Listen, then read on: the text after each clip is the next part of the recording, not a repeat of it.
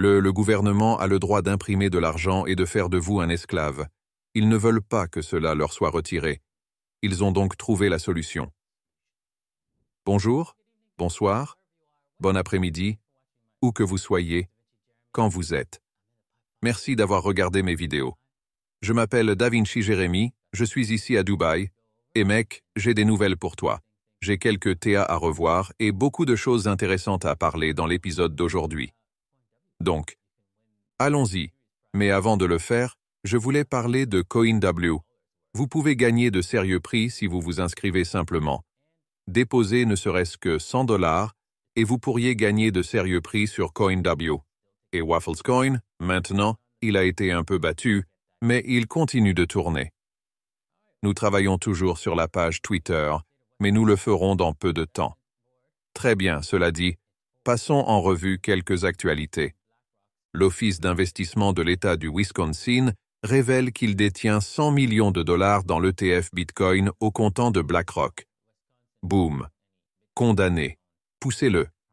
Eh bien, vous savez, juste pour qu'il le sache, le Wisconsin ne possède aucun Bitcoin.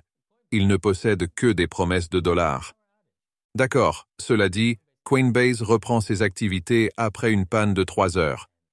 Vous savez, Coinbase m'a approché pour soutenir leur échange et ce fut une réponse immédiate. Bon sang, non. Je suis désolé, c'est un échange ridicule. D'accord, des problèmes non-stop, restez à l'écart, n'est-ce pas?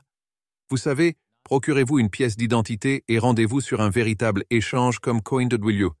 Bien que celui-ci n'ait pas de KYC, plus ils sont gros, plus ils finiront par avoir besoin de KYC.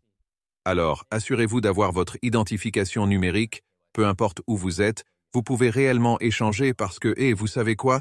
Votre gouvernement ne veut pas que vous vous libériez de son esclavage.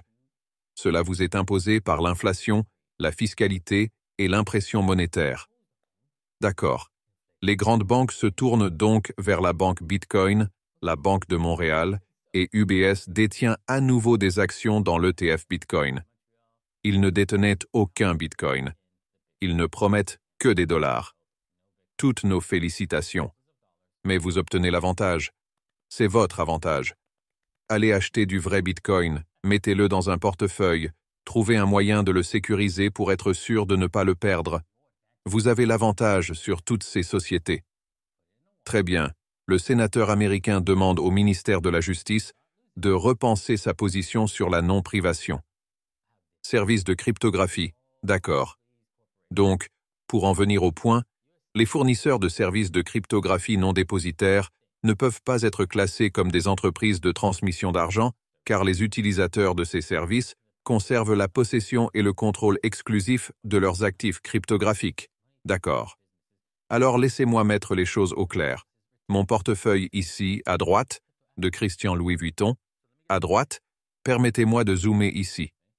Ce portefeuille ici, si je sors de l'argent. Et je vous le donne. Cela en fait un transmetteur d'argent. Alors maintenant, Christin Lubertalm doit s'inscrire en tant que transmetteur d'argent. C'est la stupidité du gouvernement. À aucun moment, lors de l'exploitation ou de la fourniture de services non dépositaires, ces fournisseurs de services n'acceptent les actifs cryptographiques de leurs utilisateurs. Les utilisateurs conservent la garde et le contrôle exclusif de leurs clés privées de leurs actifs cryptographiques. Toutes les transactions sont signées et traitées sur l'appareil local de leur utilisateur sans tout accès de tiers, période. Oui. Alors encore une fois, revenons à cela. L'entreprise qui a produit ce portefeuille a-t-elle accès à de l'argent liquide ici? Non. Moi seul. Oh, mon gouvernement, mec. Bien essayé quand même. Bien essayé. Voyons si cela fonctionne bien. Vous savez, ils vont essayer de le faire suffisamment. S'ils le font, cela ne tiendra probablement pas devant la Cour suprême parce que c'est juste, c'est flagrant, n'est-ce pas? Très bien. En parlant de vol flagrant, l'Agence fiscale canadienne cible 40 millions de taxes cryptographiques non perçues alors que Trudeau cherche à augmenter considérablement ses gains en capital. Oui, 50% suffisent. Maintenant, ils veulent 60%. D'accord. Je veux que vous compreniez que le gouvernement imprime de l'argent, n'est-ce pas? Puis, en plus de ça, Ils vous taxent pour vous assurer de rester dans la pauvreté. Je vais répéter ça pour ceux qui sont stupides, sourds et vraiment attardés. Ils impriment de l'argent pour que vous puissiez travailler pour l'obtenir, puis ils vous imposent pour cet argent afin que vous puissiez rester pauvre. À quel moment le vol d'argent du gouvernement signifie-t-il que vous êtes un esclave? Hein? Au point qu'ils l'impriment et ensuite vous travaillez pour cela, ou au point où ils disent, en fait, donnez-moi la moitié, plus de la moitié, en fait, pas plus de la moitié.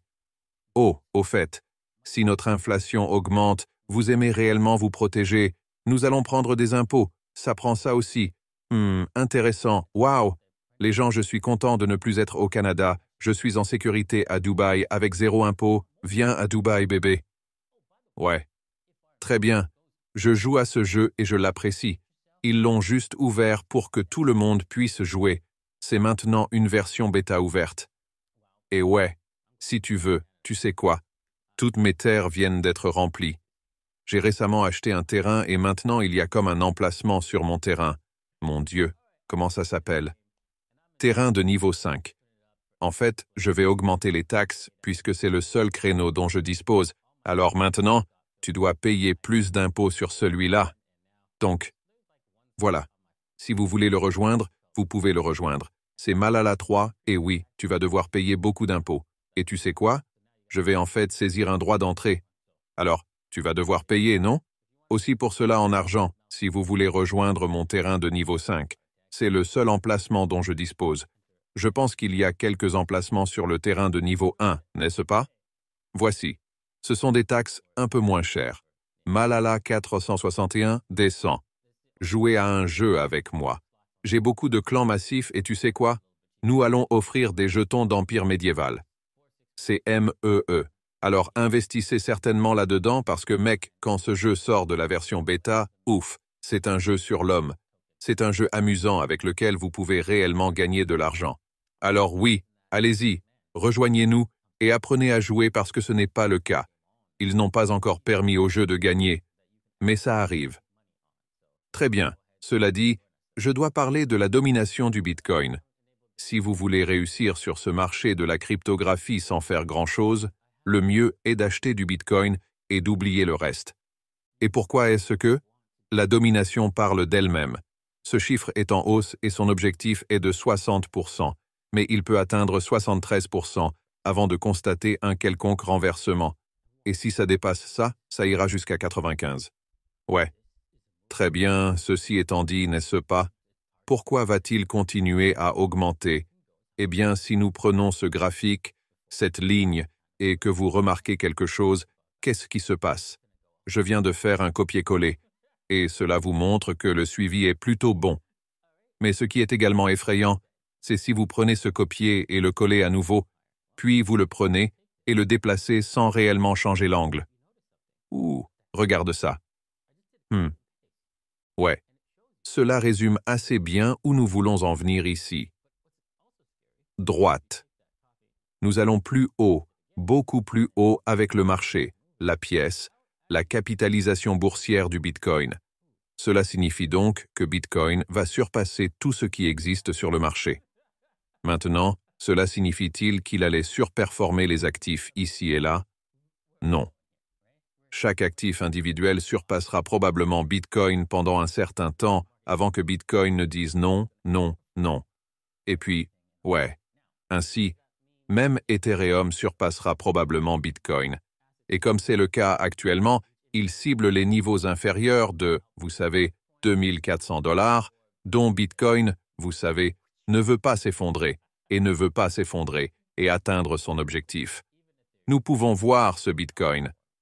C'est en ce moment, ça nous a vraiment pompé et fait mal ici. Nous cherchons à court-circuiter cela et à nous effondrer, mais cela continue de redescendre alors que nous nous sommes un peu effondrés, mais mec, est-ce que cela va se transformer en... Attendez une seconde ici. Voyons si cela se transforme en support. D'accord. Donc si nous brisons cette zone, vous pourriez voir que Bitcoin pourrait s'effondrer encore plus, vous savez. Vous savez, descendez jusqu'au 90, au 57 avant de voir quoi que ce soit, une quelconque sorte de renversement. Il s'agit donc ici d'une tendance claire selon laquelle nous décidons quelle voie suivre. Maintenant, si nous cassons à la hausse, cela signifie que, vous savez, peu importe que le cours s'effondre ou qu'il baisse, nous voulons simplement pouvoir réaliser des bénéfices sur ce point. Et vous pouvez voir l'objectif pour chacun de ces niveaux ici.